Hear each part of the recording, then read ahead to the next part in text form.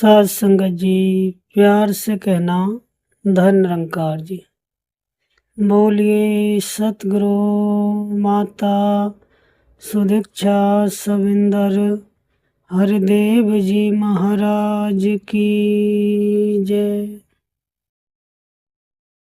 सत्संगत बहुत दिन हो गए संगत करते हुए। रोज सुबह उठे और सत्संगत मन में भाव आए कि सुबह उठो संगत जाओ। फिर हफ्ते में 2-3 बार और भी संगत मिल जाती है। संगत में रोज आता हूँ, रोज नित्य प्रति संगत आता हूँ। और सत्संगत हम संगत किस लिए आते हैं? क्योंकि किसी काम को करने का फल निश्चित होता है। अगर कोई मजदूरी करता है तो ये निश्चित है कि उसे उसके बदले धन मिलेगा, और वो कामना भी यही करता है, क्योंकि हर काम का फल निश्चित होता है। ऐसा नहीं है कि मजदूरी करने जाए और उसके बदले उसको अनाज दे दिया जाए। ये तो उसने आस की नहीं थी। ऐसे ही संगत आने का मकसद होता है कि ये निराकार प्रभु परमात्मा मेरे जीवन में आए और इसको पाकर मुझे ये जो मानव शरीर मिला है, जिसका मकसद ही मोक्ष को प्राप्त करना, इस परमात्मा को प्राप्त करना है।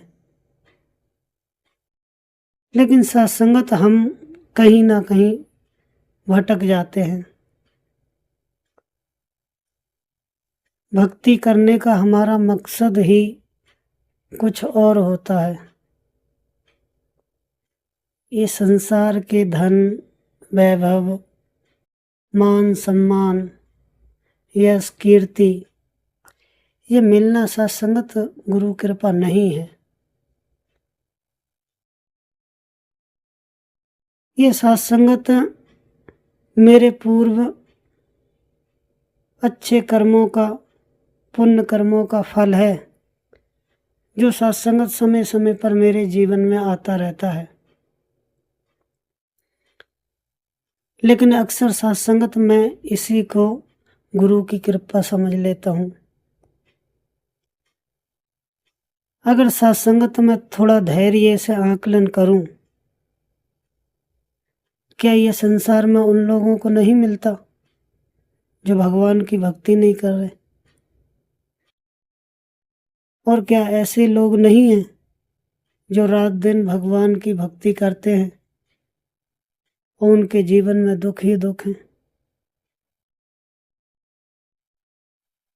सब कुछ है सत्संगत। मैं अपनी आंखों से इस समाज को देखता भी हूँ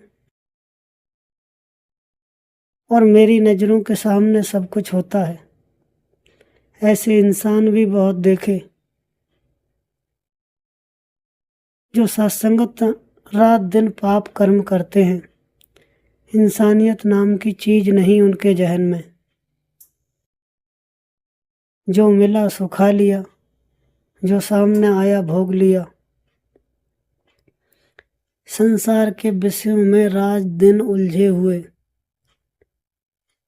कभी ये जहन में बात भी नहीं आई कि आखिर मुझे ये शरीर मिला किस लिए है? क्या मैं इस मानव शरीर के काबिल था? और अगर ये शरीर मिला है तो मुझे ही क्यों मिला? 84 लाख योनियां, जिसमें एकमात्र योनि मानव शरीर की। और इसके लिए कहा गया साधन धाम मोक्ष कर द्वारा, कि इस साधन को मोक्ष का द्वार समझ और इसमें एंटर करके, इस साधन पर यात्रा करके सीधा परमात्मा को पाले। बार बार संत महापुरुष यहाँ खड़े होकर बोलते हैं, रोज समझाते हैं। संत महापुरुषों का कोई अपना स्वार्थ नहीं होता इसमें, जो रोज आकर हमें ये कहते हैं कि भाई भगवान का भजन कर ले, गुरु का यश गा ले, गुरु द्वारा जो नाम दिया गया, जो सुमरन दिया गया, उसको अपने जीवन का आधार बना ले। इसके लिए इन संतों महापुरुषों को कोई तनख्वाह तो नहीं मिलती,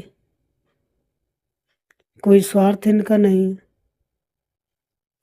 बस इनको ये समझ आ गया है कि मेरे जीवन में जो सच्चाई आई और इस सच्चाई को पाकर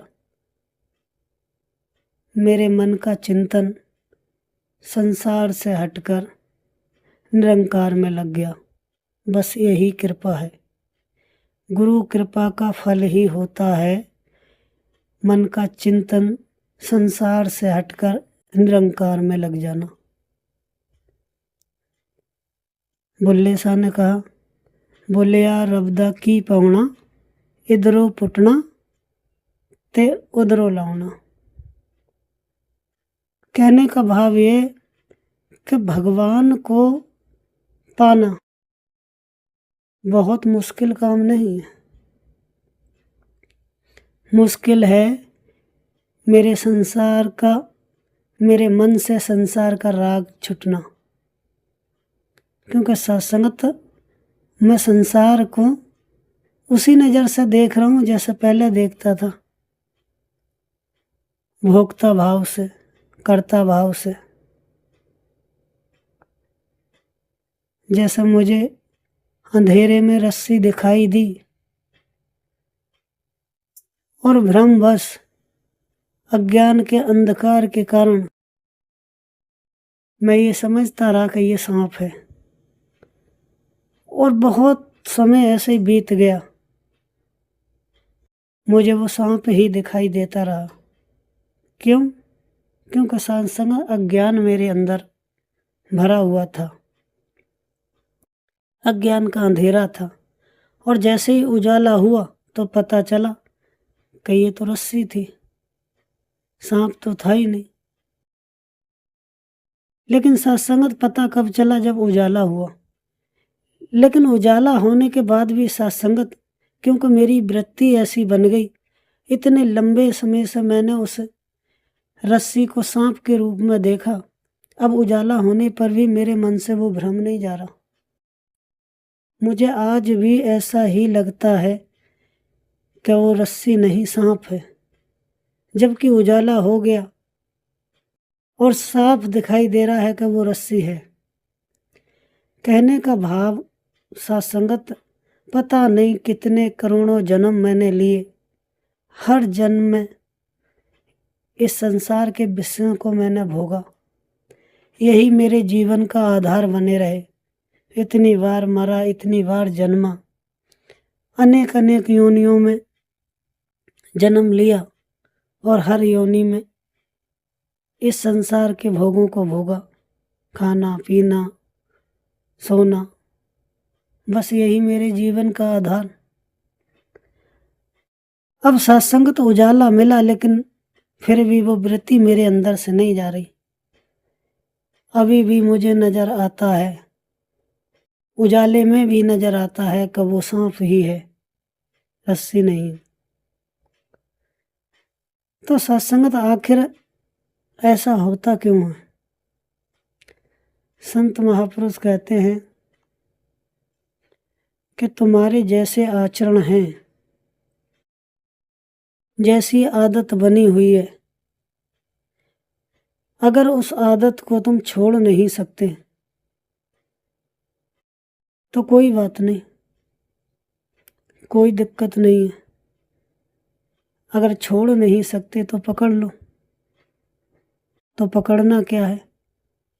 पकड़ना है इस परमात्मा के नाम को, गुरु द्वारा प्रदत्त नाम सुमरन।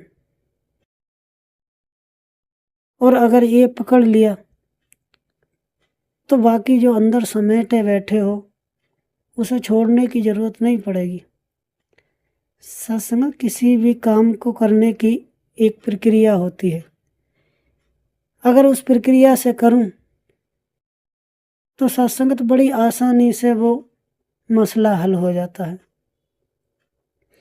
शहंशाह बाबा अवतार जी कहते थे कि बड़े बड़े ताकतवर लोग जिस काम को अपनी ताकत के बल पर नहीं कर पाते, उसी काम को निर्बल लोग जिनके शरीर में इतनी जान नहीं है, वो शरीर से इतने मजबूत नहीं है, लेकिन युक्ति लगाकर उस काम को कर देते हैं, क्योंकि सत्संग उनको युक्ति पता है।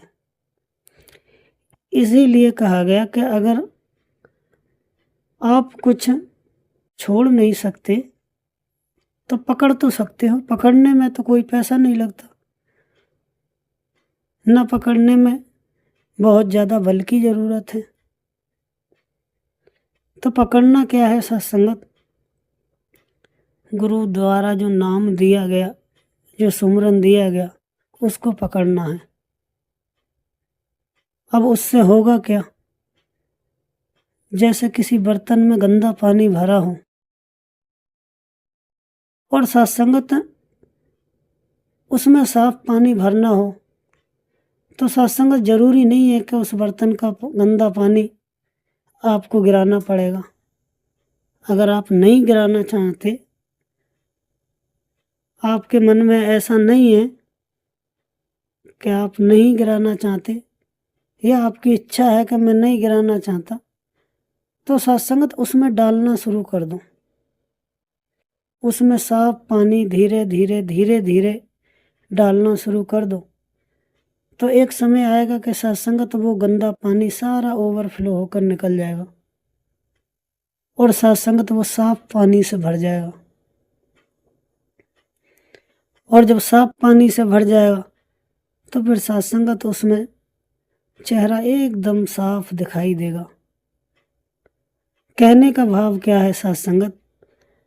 कि मेरे अंदर जो विकार भरे हुए हैं, अगर मैं उन्हें छोड़ नहीं सकता तो गुरु द्वारा दिया गया ये सुमरन में पकड़ लूं, और जैसे जैसे ये सुमरन रूपी साफ पानी मेरे गंदे बर्तन में भरे हुए पानी में मिलेगा, फिर सत्संगत वो ओवरफ्लो होकर धीरे धीरे सारा जो गंदे विकार हैं मेरे अंदर, वो सत्संगत निकल जाएंगे। और जब ये मेरा हृदय पावन पवित्र इस नाम से भर जाएगा, फिर सत्संगत मुझे अंदर ही इस निराकार प्रभु परमात्मा का साक्षात्कार हो जाएगा। क्योंकि सत्संगत ठहरे हुए पानी में तस्वीर दिखाई देती है। अगर पानी में हलचल मची हो तो सत्संगत वो तस्वीर दिखाई नहीं देती। क्यों? क्योंकि सत्संगत बड़ा शोर शराबा है, बड़ी गंदगी उठी हुई है। जैसे ठहरे हुए पानी में कोई पत्थर फेंक कर मार दे, तो सत्संगत कुछ देर पहले उसमें चंद्रमा का प्रतिबिंब एकदम साफ दिखाई दे रहा था, लेकिन सत्संगत जैसे ही उसमें पत्थर फेंका गया तो सत्संगत हजारों लाखों रेत के कण उभर कर ऊपर आ गए, और सत्संगत जो चंद्रमा पहले साफ दिखाई दे रहा था उस पानी में, वो अब कहीं गायब हो गया। क्यों? क्योंकि सत्संगत चंद्रमा कहीं नहीं गया, चंद्रमा अपनी जगह स्थित है। सत्संगत पत्थर फेंकने के कारण उसमें जो गंदगी उभर कर आई, उसने उस चंद्रमा को ढक लिया। कहने का भाव यह, सत्संगत मेरे मन के अंदर हजारों लाखों विकार उमड़ते रहते हैं, हर क्षण हर पल अनेक विचार आते रहते हैं और ये संसार के चिंतन के विचार मेरे मन के अंदर इतना शोर पैदा कर देते हैं कि उस शोर में मुझे अंदर बैठे इस निराकार प्रभु परमात्मा की आवाज़ सुनाई नहीं देती। असल में जो मैं हूँ उसकी आवाज़ सुनाई नहीं देती। इसीलिए सत्संगत संत महापुरुष हमेशा युक्ति बताते हैं, क्योंकि बड़े बड़े काम छोटी सी युक्ति से और दिमाग लगाकर हल किए जा सकते हैं। तो संतों महापुरुषों का कहना व्यर्थ तो नहीं है, कोई लोभ लालच तो नहीं है उसके पीछे। लेकिन सत्संगत मैं रोज सुनता हूँ, रोज सत्संग आता हूँ, सिर्फ आवाज़ मेरे कानों में पड़ती है, शब्द पढ़ते हैं और सत्संगत मैं सुनता हूँ और यहाँ से चला जाता हूँ। फिर मेरी वही दिनचर्या, फिर माया के पीछे भागना, मुझे वो नहीं मिला, मेरा बच्चा पास नहीं हुआ, मेरा मकान नहीं बना, मेरी दुकान नहीं बनी, मेरे जीवन में दुख ही दुख है। कहने का भाव सत्संगत का माया बुरी नहीं है, पैसा कमाना बुरा नहीं है, धन दौलत कमाना बुरा नहीं है। बुरा है सत्संगत मेरा इस्तेमाल करना। माया तो मेरे सफ़र का हमसफ़र बनती है, मुझे उस मंजिल तक पहुंचाती है जो मेरे जीवन का उद्देश्य है। ये शरीर साधन है, ये भी माया का बना है। इसी शरीर से मैं बुरे कर्म करके नरक को जा सकता हूँ और इसी शरीर से परमार्थ के काम करके मैं मोक्ष को प्राप्त हो सकता हूँ। ये हाथ माया के बने हैं, इन्हीं हाथों से दूसरों का भला करता हूँ तो ये मुझे मोक्ष की तरफ ले जाते हैं। इन्हीं हाथों से मैं ऐसे कर्म करता हूँ जो दूसरों को पीड़ा देते हैं, दूसरों को दुख देते हैं। तो सत्संगत यही माया के बने हाथ मुझे नरक के द्वार की ओर ले जाते हैं। इन आँखों से मैं किसी को गलत भाव से देखता हूँ तो सत्संगत मेरी वृत्ति गलत बन जाती है, मेरा चिंतन गलत हो जाता है और चिंतन गलत हुआ तो वो शरीर रूप में क्रिया में उतर गया और सत्संगत फिर गलत आचरण कर दिए, कर्म बन गया। तो आंखें बुरी नहीं, सत्संगत आंखें भगवान ने देखने के लिए दी हैं। जो मेरा भाव बनता है सत्संगत, उसके पीछे जो उद्देश्य होता है वो बुरा होता है। मैं इस्तेमाल गलत करता हूँ इस माया का और फिर कहता हूँ कि माया बुरी है। माया मरी न मन मरे, मर मर गए शरीर, आशा तृष्णा ना मरी, कह गए दास कबीर। ये साबित कर दिया कबीर जी ने कि आशा तृष्णा कभी मरती नहीं है। अगर आशा ही मर गई तो जीवन में कर्म करने का मतलब ही क्या है, फिर कोई इच्छा ही नहीं जगेगी। तृष्णा मर गई तो कर्म करने की इच्छा ही नहीं होगी। सत्संगत ये बुरे नहीं हैं, हमारी सोच बुरी, हमारी समझ बुरी, हम सही तरीके से इसको समझ नहीं पाए कि हमें इनका यूज कैसे करना है। सतगुरु बाबा हरदेव सिंह जी महाराज ने लिखा, काम क्रोध और लोभ ने, मोह ने, अहंकार ने घेर रखा है हर मानव के मन को 5 विकार ने।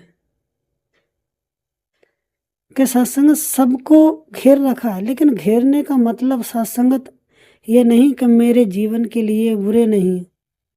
अंत में सतगुरु बाबा हरदेव सिंह महाराज ने लिखा कि इनका त्याग नहीं करना है और न इनसे डरना है।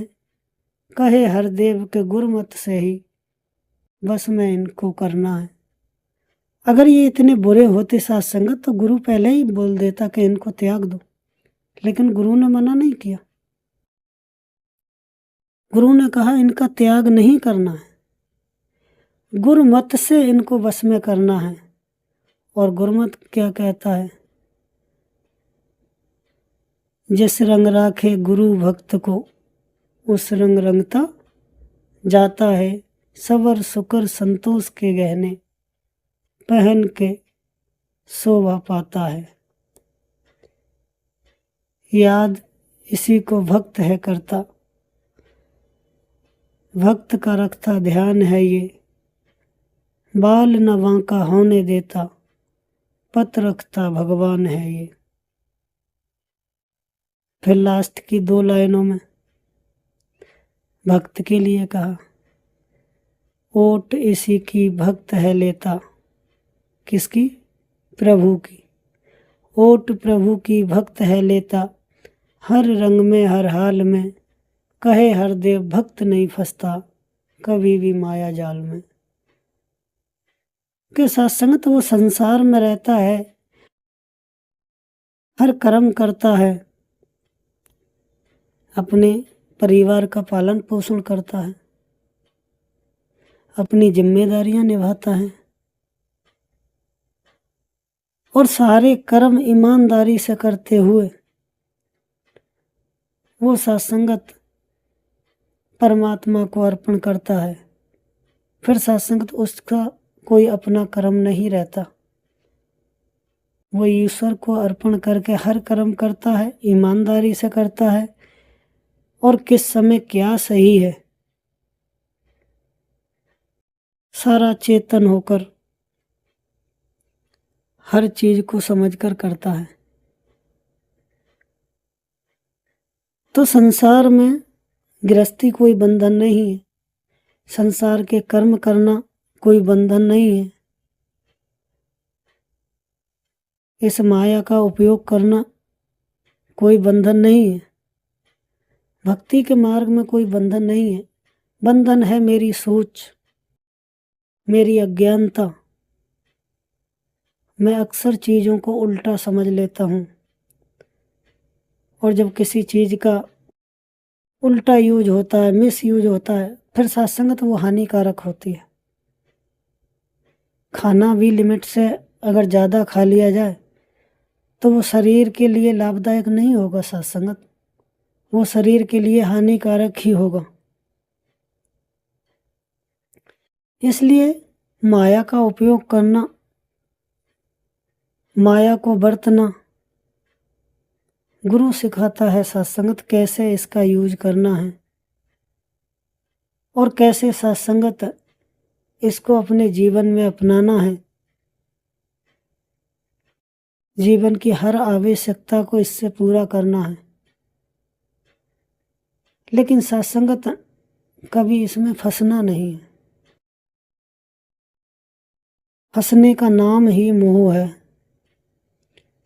हर इंसान से प्यार करना है, परिवार के हर सदस्य से प्यार करना है, सबका ध्यान रखना है और ऐसा करते हुए सत्संग सबको भगवान का रूप समझना है। सतगुरु माता सुदीक्षा जी महाराज ने अपने वचनों में फरमाया कि संसार का हर कर्म करना है, गृहस्थी में रहना है और गृहस्थी में रहते हुए हर कर्म करते हुए इस परमात्मा का चिंतन रहे मेरे मन में, तो मेरा हर कर्म सेवा बन जाता है। मुझे अलग से कोई सेवा करने की जरूरत नहीं। लेकिन सत्संगत यहाँ दास का कहने का मतलब ये नहीं कि आप भवन में जाकर सेवा ना करो, भवन में जाकर सत्संग ना सुनो, ऐसा भाव नहीं है। सत्संगत यहीं पर हम गलती कर जाते हैं, हम चीज़ों को उल्टा समझ लेते हैं। कहने का भाव ये है, अगर घर में मेरे बच्चे भूखे हैं और मैं भवन में जाकर लंगर बनाने की सेवा निभा रहा हूँ। तो सत्संगत वहाँ फिर मुझे समझना होगा कि सबसे पहली भक्ति मुझे घर से करनी है। घर के सदस्य भगवान का स्वरूप है, उनकी सेवा करना मेरा धर्म है। और सेवा भी अपने ईमानदारी के कमाए हुए धन से की जाए, तभी सत्संगत वो भली बहुत होती है। इसीलिए कहा कि गुरु जैसा रखता है, जिस स्थिति में रखता है, जैसी कंडीशन बख्शता है, जैसा रखना चाहे वैसा वैसा मैं चलता जाता हूँ। फिर सत्संगत मैं गुरु के हुक्म के अंदर चलता हूँ, और गुरु के हुक्म के अंदर रहना ही भक्ति है। एक सत्संगत बेटा अपने बाप से ये कहे कि मुझे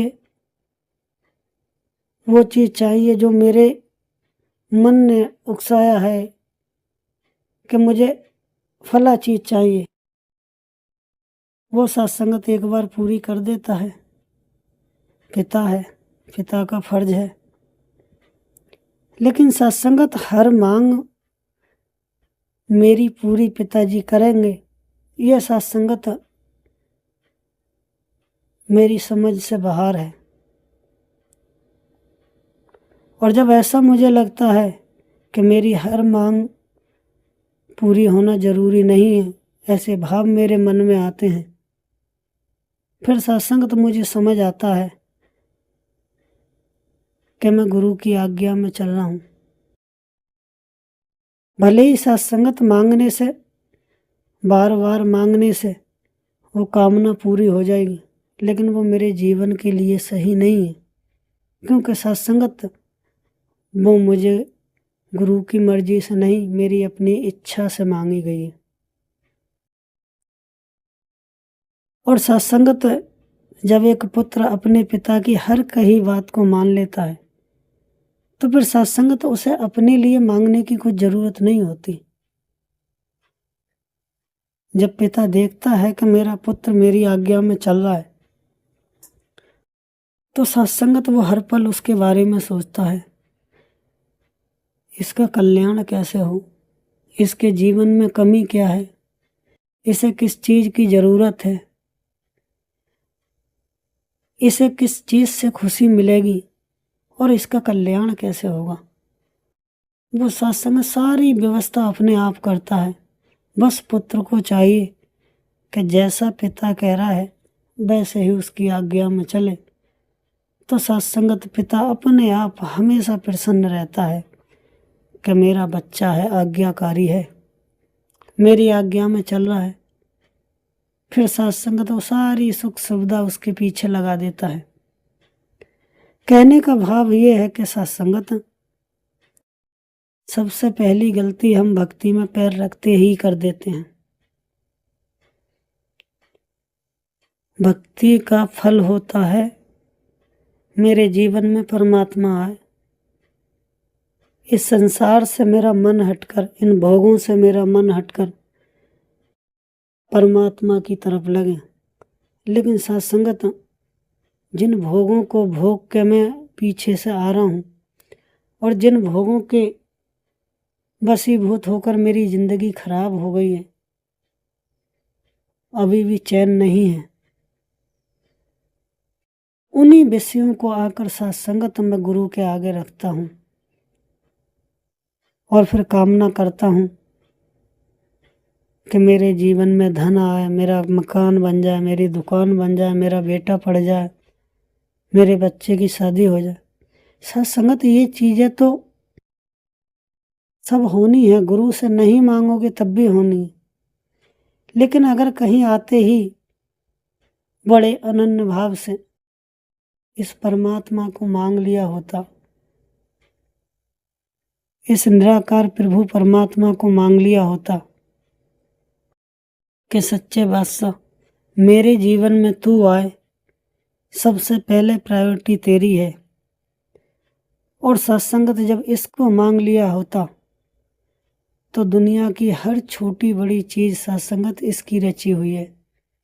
तुम्हारे जीवन में क्या कमी है, तुम्हारे जीवन के लिए क्या सुखदाई है, क्या तुम्हें जीवन में चाहिए, ये हर चीज का इंतजाम करता। लेकिन सत्संगत मैं उस दात से वंचित रह गया। अपने मन की इच्छा अनुसार ये धन वैभव मांग कर जो दात मेरे पे होनी थी, जो रहमत मेरे पे होनी थी, उस रहमत से मैं वंचित हो गया। तो सत्संगत कहने का भाव यही है कि मैं इस परमात्मा से परमात्मा को मांगू। मेरा उद्धार सत्संगत इसी से होना। संसार के ये सारे धन वैभव व्यर्थ हैं। ये सत्संगत मुझे थोड़ी देर के लिए संतुष्टि दे सकते हैं, थोड़ी देर के लिए खुशी दे सकते हैं, लेकिन परमानेंट आनंद नहीं दे सकते। आज अच्छे अच्छे पदार्थ खाए, 4 घंटे बाद खाने का फिर मन होगा।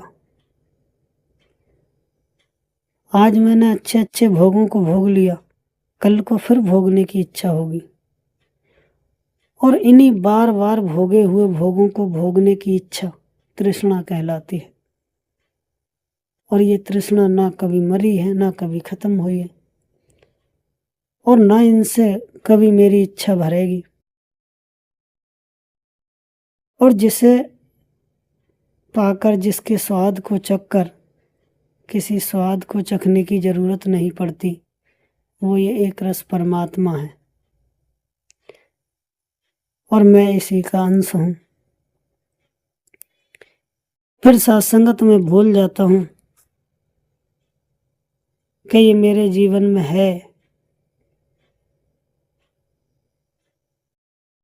और सत्संगत मैं उन सांसारिक विषयों की ओर चलता जाता हूं, बढ़ता जाता हूं, और मेरे जीवन में सत्संगत दुख बढ़ते रहते हैं। जिन दुखों को दूर करने की मैं कोशिश में लगा था और सुखों को अपने जीवन में लाने की कोशिश करता था, ना तो सत्संगत में दुखों को दूर कर पाया और ना सुखों को प्राप्त कर पाया। वही तृष्णा, वही काम, वही क्रोध मेरे जीवन में बना हुआ है। और इसे दूर करने के लिए सत्संगत एक ही औषधि है, जो सत्संगत नाम रूपी औषधि गुरु प्रदान करता है। अगर इसको मैं ग्रहण करने लगूं तो सत्संगत हर रोग जड़ से खत्म हो जाएगा। प्रकृति सत्संगत परिवर्तनशील है। परिवर्तन प्रकृति का नियम है और इसको भले ही मृत्यु लोक कहो, लेकिन यहाँ कोई मरता नहीं। ये सबसे बड़ा भ्रम हमारे मन में बना रहता है कि मैं मर जाऊंगा। लेकिन सत्संगत जब ज्ञान का उजाला होता है तो सत्संगत मुझे पता चलता है कि मरने जैसी चीज, मृत्यु जैसी चीज इस सृष्टि में कुछ है ही नहीं, सिर्फ परिवर्तन होता है। सत्संगत जब शरीर छोड़ते हैं तो ये जो 5 तत्वों से बना हुआ शरीर, ये सत्संगत 5 तत्व अपनी अपनी जगह चले जाते हैं। अग्नि अग्नि में प्रवेश कर जाती है, वायु वायु में प्रवेश कर जाती है, धरती तत्व धरती में विलीन हो जाता है, आकाश तत्व आकाश में, और जल तत्व जल में। ये 5 तत्व सत्संगत अपनी जगह चले जाते हैं और आत्मा सत्संगत 10 कर्म इंद्रियों के साथ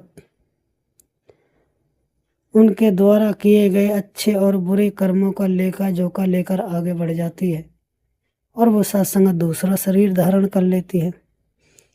फिर सत्संगत वो कब्र बदल जाता है। जो अभी इंसान का कब्र दिखाई दे रहा है वो कर्मों के अनुसार फिर सत्संगत कुत्ता बिल्ली गाय भैंस कोई और कब्र चढ़ जाता है। असल में ना किसी की मृत्यु हुई, सिर्फ परिवर्तन हुआ।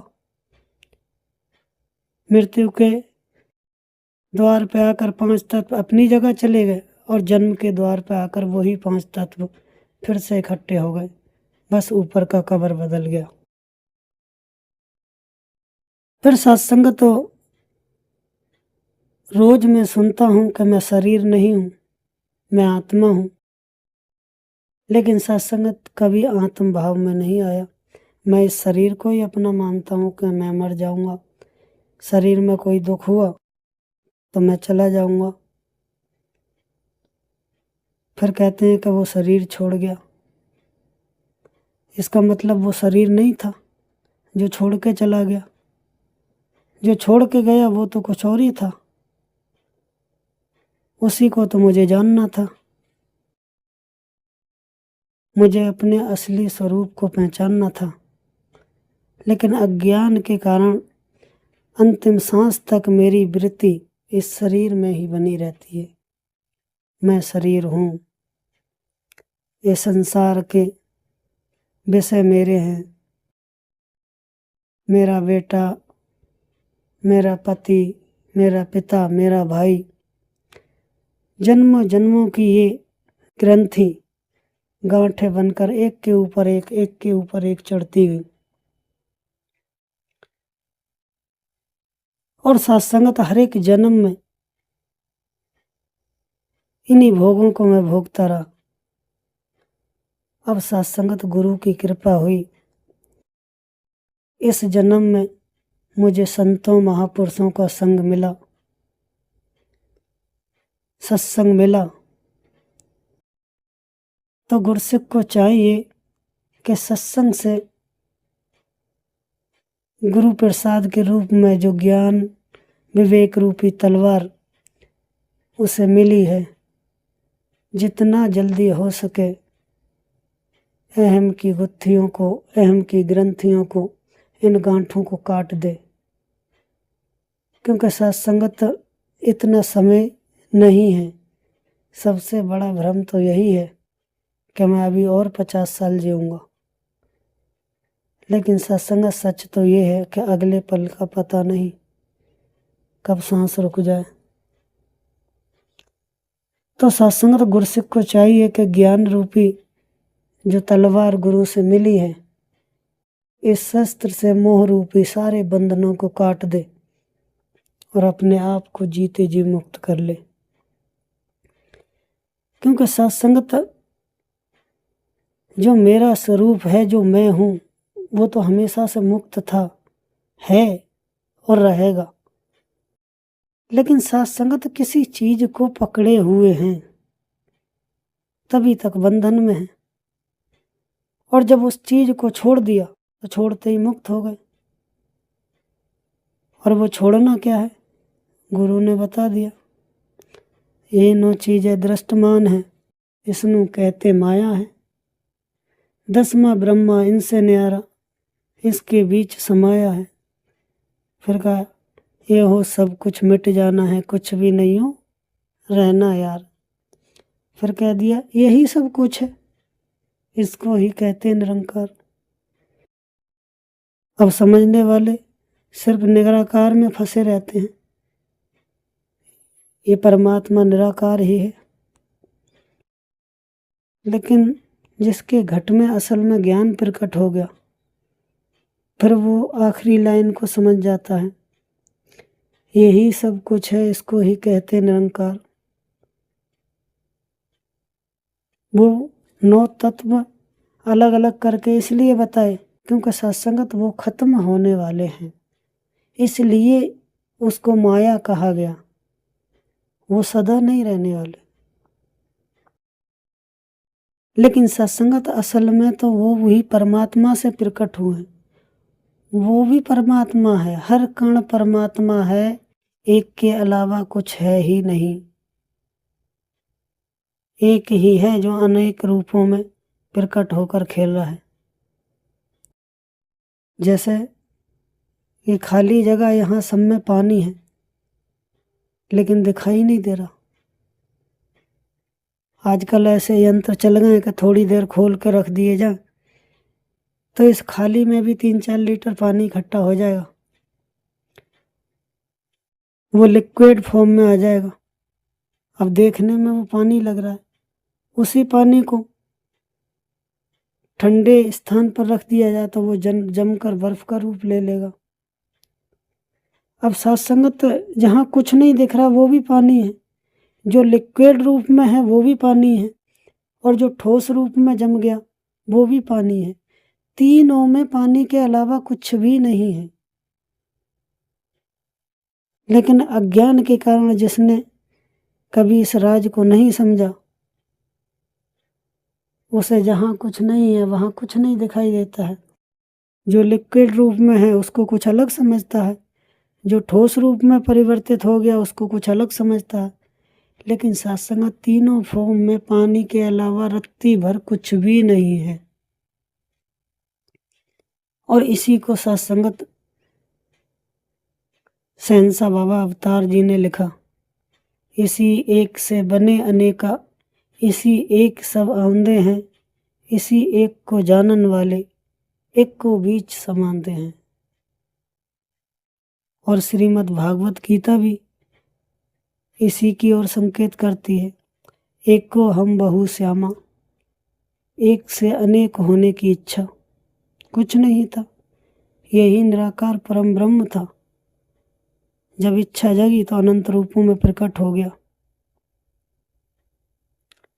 सत्संगत तत्व ज्ञान को अगर अच्छे से समझ लिया और आपके अंदर प्रकट हो गया, फिर सत्संगत जीते जी मुक्त। कोई गिला, कोई शिकवा, कोई शिकायत नहीं। मृत्यु का भय तो ऐसे समाप्त हो जाता है जैसे हवा का झोंका आया और गया, पता भी नहीं चला। क्योंकि असल में मृत्यु किसी की होती नहीं। जब महाप्रलय होती है तब भी सत्संगत किसी का विनाश नहीं होता। ये अपनी सृष्टि को समेट लेता है, जो फैले बैठा है वो समेट लेता है। और जब विनाश होता है, प्रलय होती है, तो सत्संगत 100 वर्ष पहले सूखा पड़ता है। उसके बाद 100 वर्ष अग्नि वर्षा, उसके बाद 100 वर्ष जल वर्षा।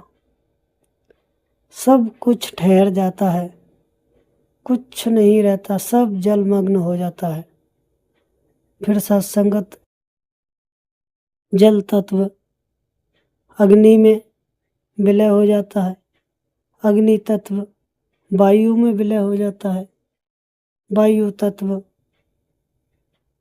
आकाश तत्व में विलय हो जाता है, आकाश तत्व अहंकार में, अहंकार तत्व महातत्व में, और महातत्व त्रिगुण प्रकृति में, त्रिगुण प्रकृति मूल प्रकृति में, और मूल प्रकृति इस निराकार परम ब्रह्म परमात्मा में विलीन हो जाती है। अब सत्संग सोचने वाली बात है, किसकी मृत्यु हुई, कौन खत्म हुआ? कोई नहीं। अपने आप को समेट लिया, जो फैला था उसको समेट लिया। और जब सृष्टि की उत्पत्ति होनी होती है तो सत्संगत यही निराकार परम ब्रह्म, इससे मूल प्रकृति, मूल प्रकृति से त्रिगुण माया, त्रिगुण माया से महातत्व, महातत्व से अहंकार,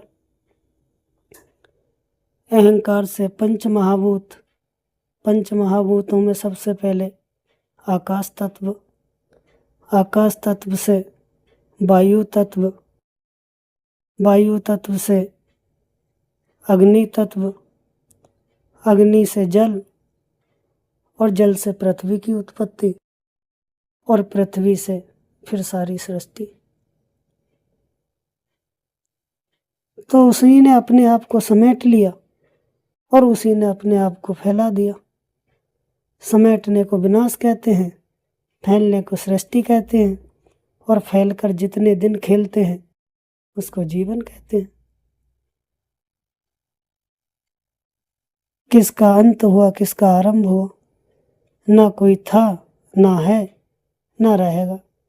ये एक था, एक है और एक रहेगा। ये ब्रह्मा बनकर सृष्टि की उत्पत्ति करता है, विष्णु बनकर इसका पालन करता है और शिव का रौद्र रूप धारण करके इसका विनाश कर देता है। अपने आप से अपने आप में खेल रहा है, कोई और है ही नहीं। इसीलिए इसी ज्ञान को जानकर ज्ञानी अपने स्वरूप में स्थित हो जाता है। ज्ञान के मार्ग में तू नहीं रहता, सिर्फ मैं रहता हूँ। अहम ब्रह्मास्मि, क्योंकि मैं ही परमात्मा का अंश हूँ, मैं ही परमात्मा हूँ। जैसे गंगा जल से चाहे एक बूंद ले लो या एक बाल्टी पानी ले लो, वो कहलाएगा तो गंगा जल ही, क्योंकि वो है ही गंगा जल। इसलिए ज्ञानी इस ज्ञान को जानकर अपने स्वरूप में स्थित हो जाता है और सारे संसार से अपनी बुद्धि को समेटकर, सारे संसार को अपने में समेटकर अहम ब्रह्मास्मि, मैं ही ब्रह्म हूँ, अपने स्वरूप में स्थित हो जाता है। इसीलिए ज्ञान मार्ग में किसी की पूजा अर्चना नहीं होती, क्योंकि जब मैं ही ब्रह्म हूँ तो फिर पूजा किसकी। अहम ब्रह्मास्मि, मैं ही ब्रह्म हूँ, ये जानकर अपने स्वरूप में स्थित हो जाता है और मोक्ष को प्राप्त होता है, उत्तर मार्ग से जाता है। और भक्त अपने आप को खो देता है, भक्ति में सिर्फ तू रहता है, मैं खत्म हो जाता है और वो सारे संसार को, सारे चराचर जगत को इस निराकार प्रभु परमात्मा का स्वरूप जानकर अपनी मैं को खत्म कर देता है, भक्त बन जाता है। फिर सिर्फ भगवान रहते हैं, भक्त नहीं रहता। भक्त प्रेम को प्राप्त होता है और उत्तर मार्ग से जाता है।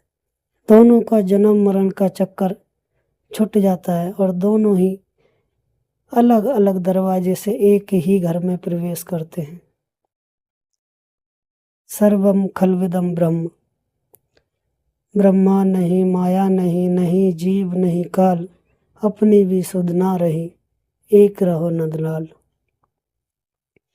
फिर जब ऐसी अवस्था आती है, फिर सत्संगत लिखा श्रीमद् भागवत गीता में, सुनत न काहू की कही, कहत न अपनी बात, नारायण के ध्यान में मगन रहे दिन रात, ना काहू से बोलवे ना कोई व्यवहार, अपने प्रीतम प्रीत को जियत निहार निहार। फिर सत्संगत कुछ नहीं, एक को जानकर एक बन जाता है। सोई जाने जो देई जनाई, जानत तुम्हें तुम्हें हो जाई। दूरी कब तक रहती है? जब तक इसको नहीं जानते, और जब इसको जान लिया तो जानत तुम्हें तुम्हें हो जाई, तुम्हें जानकर तुम्हें हो जाता।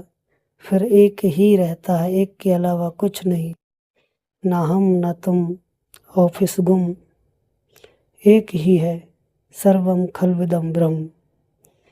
तो कहने का भाव, सत्संगत आज दास के मन में बैठे बैठे ऐसी भावना उठी कि क्यों ना इस निराकार प्रभु परमात्मा की चर्चा की जाए और जो भक्तों के मन में थोड़े बहुत डाउट हैं वो सत्संगत क्लियर किए जाएं, क्योंकि सत्संगत ये किसी न किसी रूप में आकर अपने भक्तों को रास्ता दिखाता है, और जो भक्त इसको समझकर ये बात मान लेता है, अपने जीवन में अपना लेता है, तो सत्संगत उसका जीते जी कल्याण हो जाता है, वो जीते जी मुक्ति का पात्र होता है। फिर सत्संगत इस शरीर से ये अपने काम कराता है, अपनी सेवा कराता है, उसका पास पहले ही बनकर तैयार हो जाता है। इस शरीर को छोड़ते वो अपने प्रीतम के चरणों में विलय हो जाता है। तो ऐसी ही अरदास प्रार्थना कि हे सतगुरु माता सुदीक्षा जी महाराज, हे वक्त के पैगंबर, आपने इन संतों महापुरुषों का हाथ पकड़ा है तो सच्चे बादशाह इन्हें लक्ष्य तक ले जाना। आप सब जानते हो, आप हर मन के भाव को जानते हो, हर घट में क्या चल रहा है सब जानते हो। तो इन सब भक्तों की ऐसी भावना बनाना कि आपके चरणों में अंतिम सांस तक अपना जी जान लगाकर सेवा करते रहें, सुमरन करते रहें, सत्संग करते रहें, और आप जी जैसा जैसा चाहते हो वैसी वैसी ये सेवा निभाते रहें, ताकि इस संसार के बंधन से इनको मुक्ति मिले। ऐसी ही अरदास प्रार्थना है। प्यार से कहना जी। धन निरंकार जी।